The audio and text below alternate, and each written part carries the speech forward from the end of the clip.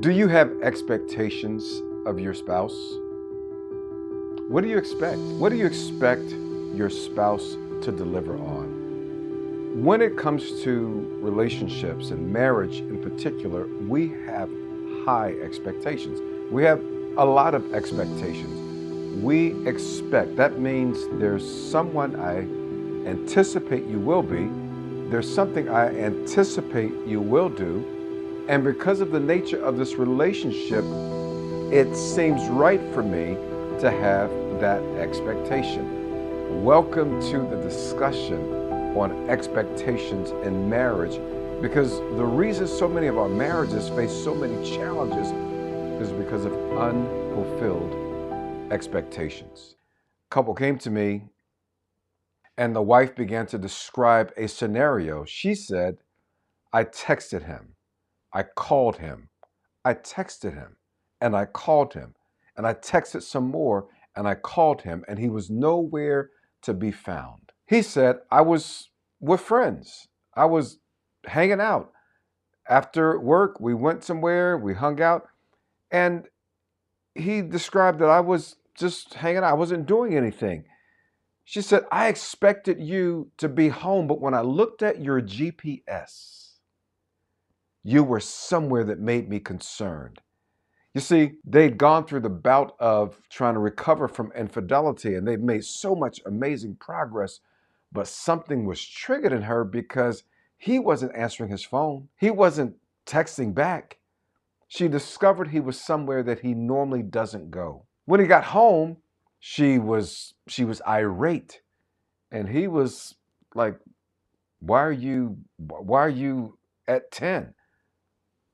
She said, I expected you to be home for dinner with me and the kids for family time. But here you are. He goes, you didn't tell me you expected that. And now they've got a huge mess because she had one expectation and he had a different idea.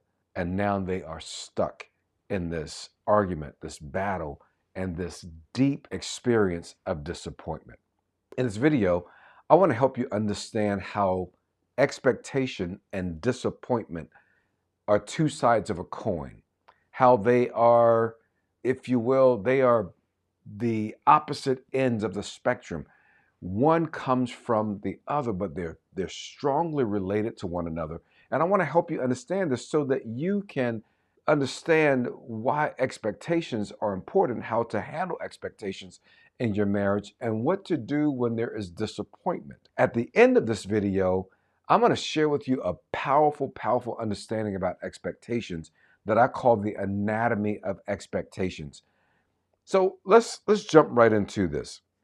Here's the first principle for today, and is that disappointment is a function of expectations. Disappointment is a function of expectations. When there are high expectations and low delivery, the distance between the two is the level of your disappointment. If you've ever really expected your spouse to follow through on something or show up for you or be there for you and they did not show up, you'll be disappointed. You've been disappointed. As a matter of fact, if your spouse had expectations of you and you didn't deliver on them, he or she has experienced disappointment, because expectations and disappointment are bedfellows. They go together. High expectations, little delivery, high disappointment.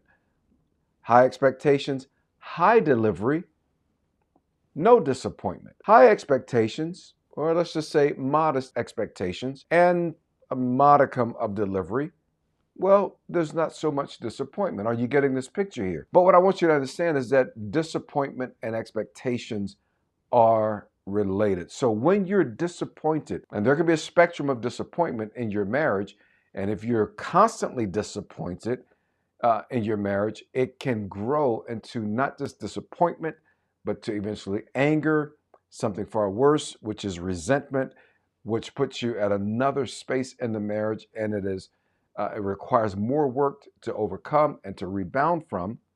By the way, the more resentment you feel, the lower your trust quotient is in your marriage. And so the more disappointment, the more you're disappointed and disappointed repeatedly, not only does the trust quotient go down, but the resentment factor goes up. Does that make sense to you? Talk back to me. Drop something in the comments. Let me know. By the way, we get disappointed in relationships because relationships are a space where we exercise expectations in the interest of solving emotional relationship problems. Like, you don't get married to someone expecting to be alone. You don't get married to someone expecting them to be unkind to you. You don't get married to someone expecting that they will work all the time and never have time for you. You don't expect to not have a partner, to have a friend. You don't expect to not have someone to play with, if you will, in life. And so we get into these relationships because there's something we long for, something we desire. Expectations are simply an expression of desire. We want something, we long for something. And oftentimes those desires and expectations are rooted in long-standing dreams that we've had about life. One of these days, I see myself married to someone, and we're going to do this, and it's going to be like that. And maybe you didn't articulate it quite so clearly, because most of us as men, especially, don't talk about it that way. But we want somebody who we can be with and not feel lonely, somebody who makes us feel good to be with and good about ourselves, someone who celebrates us and someone who cares for us and someone who sees us. Because if you weren't seen in your childhood, you certainly hope you can marry somebody who will see you. I was working with a client a few years ago, and she described that when she was a little girl, she would walk in the house and her father would say nothing. He worked all day, he provided well for their family, but when she came home, he would say nothing to her. He would act like she wasn't even there. And she just sort of lived along with that. But what baked in the background of her life and her dreams and her expectations is that she would marry somebody who would see her. Well, wouldn't you know, she married a great guy, very productive, great career, hardworking, and built an amazing career in professional sports. But she would come home and he wouldn't say a word. Like, it didn't matter that she was even there. She had an expectation, and she spent day after day after day after day, week after week, year after year, being disappointed that she has a spouse who, like her father, didn't see her. She hoped she could have fixed that and remedied that with her marriage, but she ended up disappointed. Thankfully, they've gone with me through some coaching, and they have recovered their connection, because you can recover. But I want you to get here that disappointment and expectation go hand in hand. And our expectations are something we deeply desire, some longing, some dream unfulfilled for connection, relationship, satisfaction, and so forth. Let me give you another principle here. Disappointment is high when consideration of expectations is low. Like, I can handle if you don't know, but if you just seem like you don't care. Like, it's one thing if you're unaware, it's another thing if you don't care. And it's not that you have to fix or satisfy every expectation that your spouse has. No one can. No one can live up to that level. We're human. We're not God. We can't meet every single need. And by the way, expectations are also an expression of emotional need. Sometimes it's, there's something on the surface. I expect you to show up at such and such a time. When you don't show up, the experience is emotional. Am I going too fast for you? Is this making sense to you? But I want you to get that when there's a feeling or sense that your spouse just doesn't care, then the disappointment is that much higher. It'd be one thing if they just didn't know, if they just weren't clear, but if they seem nonchalant and uncaring, then the disappointment goes to a much higher level, because no one wants to be in a relationship where they feel like their needs don't matter, especially when those needs are emotional, like needing to be seen, needing to feel partnered with, needing to be understood, needing to be validated. When those needs go uncared for, then we got some real challenges. Disappointment can be eliminated where clarity of expectations is elevated. Disappointment can be eliminated where clarity of expectations is elevated.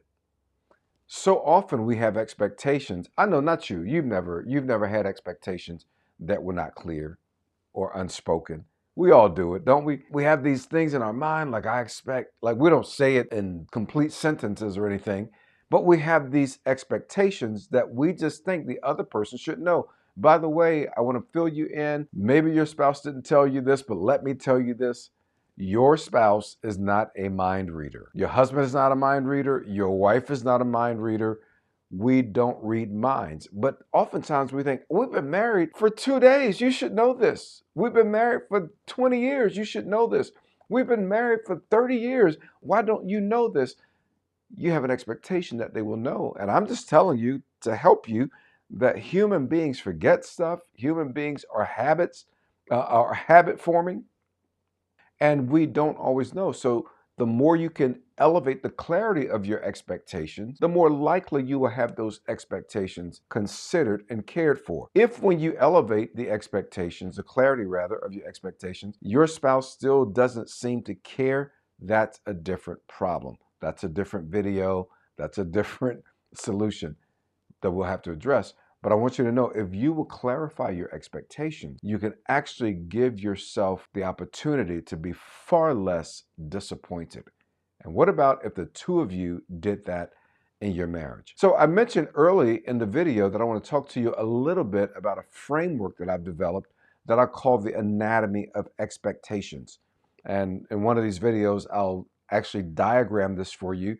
But let me just give you the basics, right? The basics of this anatomy of expectations is that there are basically three flavors of expectations. I said three flavors. There are three really clear ways to diagnose expectation. And here's the first one. It's what I call unnamed and unframed. Unnamed expectations and unframed expectations lead to low relationship satisfaction, because when a person doesn't know what you expect and have no idea why you expect it. That's what I mean by it. To name an expectation is to clearly say, I need this. I desire this. I expect this.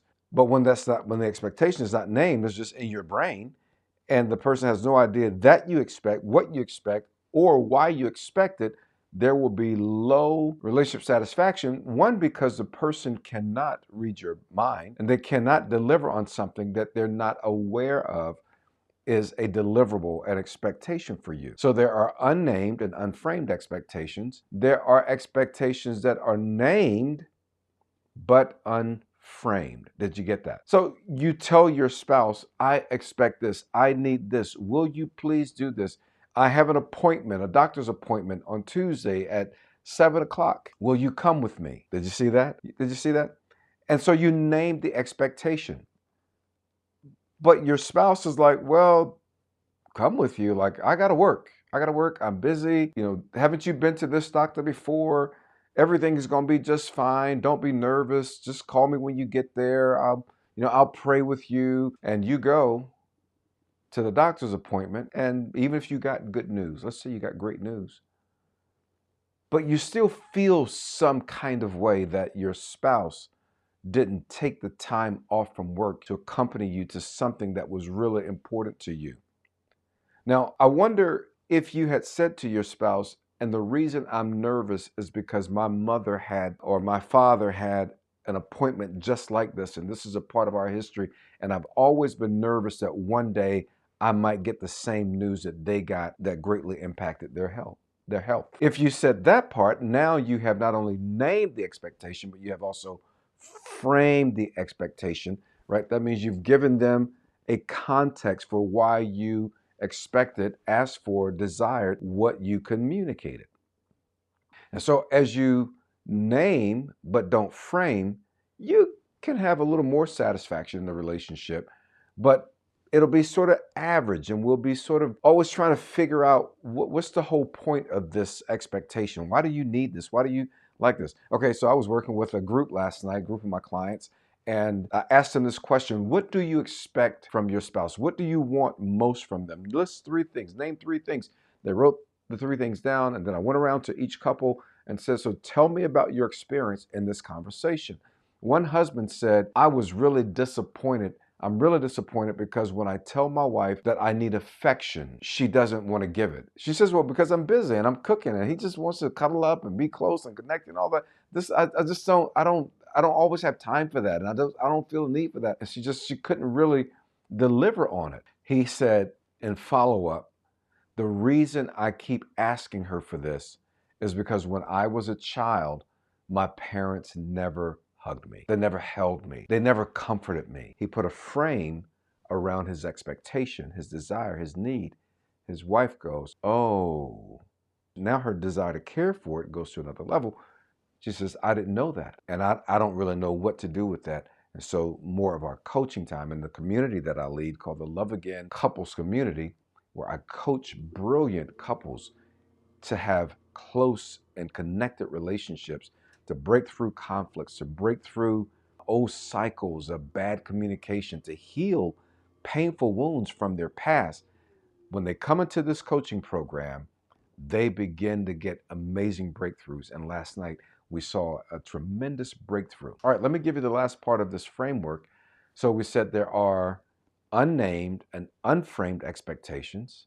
There are named but unframed expectations. The best flavor of expectations is when they are named and framed, because it gives you the best opportunity for close connection, helpful and healthy communication.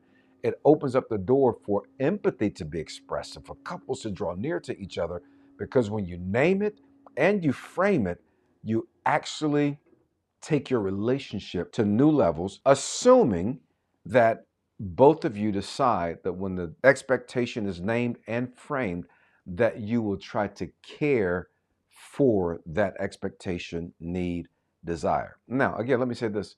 No one can be perfect at this, and no one can always care for the expectation or need that their spouse has. But here's something you can do. Can I give it to you real quick? Something you can do. You can always do this. If you do this, it'll change the game in your marriage. You can care about it. Woo! Did you get that? You can care about it. Care about what your spouse is describing as a need, an expectation, a desire. And we're not talking about frivolous things. We're not talking about being selfish and self-centered and narcissistic. I'm assuming you're two reasonable people. Maybe I should make that assumption, but I am.